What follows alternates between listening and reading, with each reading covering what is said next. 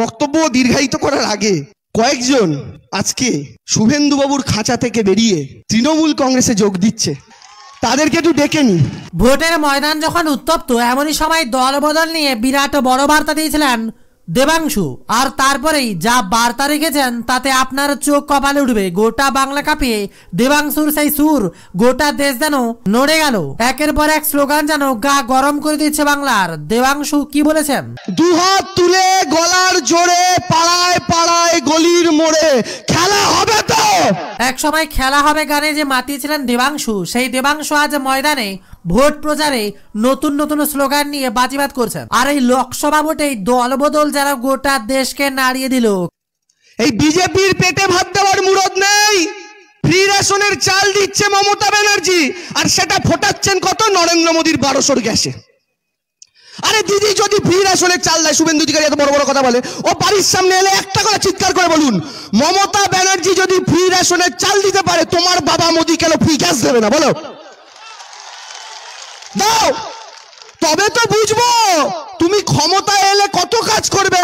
মানুষকে তো খালি বড় বড় ভাষণ দিয়ে গেলে। দাও, মোদিজিকে বলো কিছু দিতে, শুধু তো নিয়েই গেল। ব্যাংকের থেকে টাকা কাটছে কে? নরেন্দ্র মোদী। আবার কে? গ্যাসের দামে লুটছে কে? নরেন্দ্র মোদী। আবার কে? আধার কার্ডের সাথে প্যান কার্ড লিঙ্ক করানোর নামে 1000 টাকা করে লুটলো কে? নরেন্দ্র মোদী। আবার কে?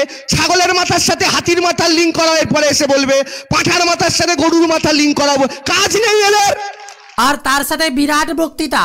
শুভেন্দু কি বলেছিলেন বিজেপিতে যাওয়ার আগে, তা ফাঁস করে শুভেন্দুকেই কটাক্ষ করলেন এবার বাংলার তা বড় নেতা দেবাংশু। শুনিয়ে দেবো তাও আপনাদেরকে। শুভেন্দু বাবু বলেন কি, বিজেপি দারুণ দল, তৃণমূল নাকি ফালতু দল।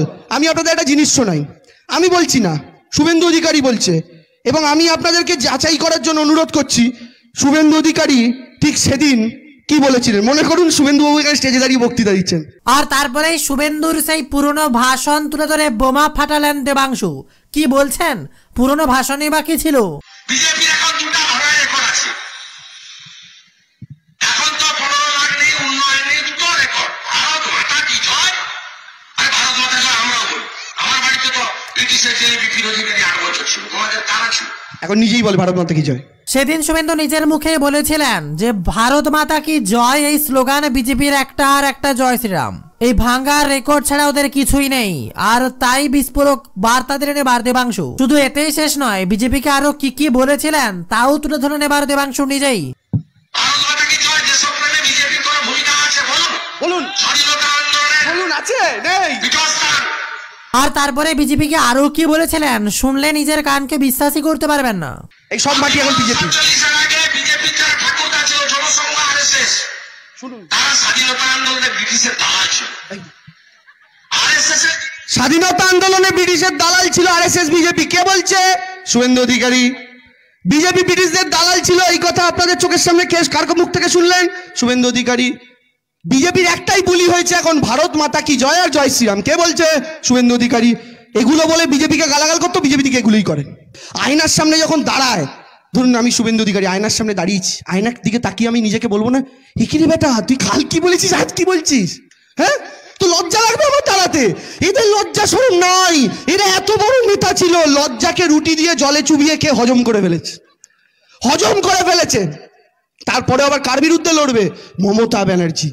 আর সেই সাথেই বিরাট বড় বার্তা দিলেন এবার দেবাংশু। বাংলার মাটি কাঁপিয়ে কেন মমতা বন্দ্যোপাধ্যায়কে বেছে নেবেন তাও জানিয়ে দিলেন সেই তাবড় নেতা দেবাংশু।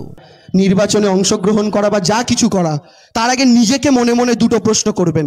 আজকে বাড়ি ফিরে যান, একটা খাতা বাড়িতে নিন, আমার অনুরোধ প্রত্যেকের কাছে। দুটো পাতা রাখুন, বাঁ দিকের পাতা, ডান দিকের পাতা, দুটোই খালি রাখবেন। বাঁ দিকের পাতাটার উপরে ছোট্ট করে লিখুন নরেন্দ্র মোদী, ডান দিকের পাতাটার উপরে ছোট্ট করে লিখুন মমতা ব্যানার্জি। এবার বাঁ দিকের পাতাটায় সারি দিয়ে লেখা শুরু করুন নরেন্দ্র মোদী সরকারের থেকে 8 বছরে আপনারা কি কি পেয়েছেন। দিল্লির সরকার 15 লক্ষ টাকা আমরা সবাই পেয়ে গেছি, লিখবেন ওখানে। 2, গ্যাস সিলিন্ডার আজকে আমাদের মাত্র 70 টাকায় কিনতে হয়, লিখবেন কিন্তু ওখানে। সর্ষের তেল দোকানে যাই জয় শ্রীরাম বলি ফ্রিতে দিয়ে দেয়, লিখবেন কিন্তু মায়েরা ওখানে। এবার লিখবেন না? পাননি এগুলো, ছেড়ে দিন পাতাটা। ডান দিকের পাতায় চলে আসুন মমতা ব্যানার্জি। আপনার ছোট বাচ্চাটা স্কুলে যাচ্ছে, সবুজ সাথী সাইকেল চালাতে চালাতে 1 নম্বর দিয়ে লিখবেন দিদির দেওয়া সাইকেলে আমার ছেলেটা স্কুলে যায়। 2 নম্বর দিয়ে লিখবেন আমি যদি অর্থের অভাবে নাও পারি তার বাংলার দিদির দেওয়া জুতো মোজা বই খাতা স্কুল ড্রেস নিয়ে আমার ছেলেটা স্কুলে যায়। 3 নম্বর দিয়ে লিখবেন স্কুলে দুপুরবেলা দিদির দেওয়া মিড ডে মিলে মাংস ভাত আমার ছেলেটা স্কুলে গিয়ে খায়। 4 নম্বর দিয়ে লিখবেন আমার মেয়েটা স্কুলে পড়তে পড়তে কন্যাশ্রীর 25,000 টাকা 18 বছরে ব্যাংকে ঢুকেছে। 4 নম্বর দিয়ে লিখবেন আমার মেয়েটা বিয়ের সময় রূপশ্রীর 25,000 পেয়েছে। 6 নম্বর দিয়ে লিখবেন আমার ঘরে প্রত্যেক মাসে লক্ষ্মীর ভান্ডারের টাকা ঢুকছে। 7 নম্বর দিয়ে লিখবেন হাঁপিয়ে গেছি বলতে বলতে নরেন্দ্র মোদীরটা ছেড়ে দিন, ওদিকে পাতা কিন্তু খালি, 15 লাখ শূন্য। মমতা ব্যানার্জির চলছে। এবার আসুন মমতা ব্যানার্জির জয় বাংলা, মমতা ব্যানার্জির জয় জোহার, মমতা ব্যানার্জির জন্য হাসপাতালে গেলে আজকে বিনামূল্যে চিকিৎসা হয়। 10 নম্বর দিয়ে লিখবেন মমতা ব্যানার্জি আমাদের সবাইকে স্বাস্থ্যসাথীর কার্ড দিয়েছে। 11 নম্বর দিয়ে লিখবেন মমতা ব্যানার্জি আমার বাড়ির সামনের রাস্তাটা ঢালাই করে দিয়েছে। 12 নম্বর দিয়ে লিখবেন মমতা ব্যানার্জি বাংলার গ্রামে গ্রামান্তরে ইলেকট্রিসিটি ঢুকিয়েছে। লিখবেন পাতার পরে পাতা যাবে, আপনার পেনের কালি যাবে, কিন্তু লেখা শেষ হবে না, কারণ দিদি যা দিয়েছে তা বলার নেই। বলতে বলতে খাতা শেষ, পাতা শেষ, কিন্তু বাদিকের পাতাটা, নরেন্দ্র মোদীর পাতাটা ফ্রিতে আপনাকে পেন দিলেও আপনি ভরাতে পারবেন না মা, কারণ মোদিজি কিচ্ছু দেয়নি। তাই তার চালা শুভেন্দু মোদিজির দেওয়া নিয়ে কোনো কথা বলতে পারে না। মমতা ব্যানার্জিকে ব্যক্তিগত আক্রমণ করে বলে বেগম, পিসি, ভাইপো, এই রাজনীতির মধ্যে নোংরামির মধ্যে ঢুকে গেছে। তাই আপনারা কাজের পক্ষে থাকবেন না অকাজের পক্ষে থাকবেন, মায়ের পক্ষে থাকবেন না কুলাঙ্গার সন্তানের পক্ষে থাকবেন, এই সিদ্ধান্ত আগামী দিনে নন্দীগ্রামের মানুষকে নিতে হবে।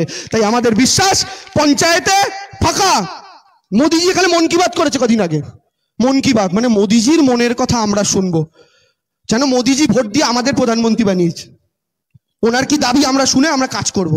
আরে আমাদের দাবি তো আপনি শুনবেন না, সেসব কিচ্ছু শোনার ধৈর্য ওনাদের নেই। আর এদিকে আবার দল বদল, কারা কারা তৃণমূলে প্রবেশ করলো বিজেপি ছেড়ে, আর তাদের কিভাবে বরণ করালেন দেবাংশু, কি বার্তা দিলেন, তার দিকে নজর রাখতে অবশ্যই ভুলবো না, নজর রাখবো সেদিকেই। কয়েকজন আজকে শুভেন্দু বাবুর খাঁচা থেকে বেরিয়ে তৃণমূল কংগ্রেসে যোগ দিচ্ছে, তাদেরকে একটু ডেকে নি। এই যে এনারা এসেছেন, এনারা 2-3টে কারণে এসছেন। তার প্রথম কারণ হচ্ছে 2019-এ মনে আছে দিলীপ বাবু বলেছিল গরুর দুধে সোনা আছে, এরা বাড়িতে অনেক খুঁজেছে গরুর দুধে সোনা পায়নি, তাই প্রথম। আর দ্বিতীয়ত মমতা বন্দ্যোপাধ্যায়ের উন্নয়ন যজ্ঞে সামিল হতে এনারা প্রত্যেকে যোগ দিয়েছেন, কারণ এরা প্রত্যেকে দেখেছেন যে শুভেন্দু বাবুদের বড় বড় বুলি, কাজের বেলায় কিচ্ছু নাই, তাই এরা প্রত্যেকে দিদির পাশে প্রত্যেকে যোগ দিয়েছেন। আপনারা প্রত্যেকে এনাদেরকে হাততালি দিয়ে আমাদের এই নেত্রীর পরিবারে, দিদির পরিবারে আসুন, আমরা স্বাগত জানাই।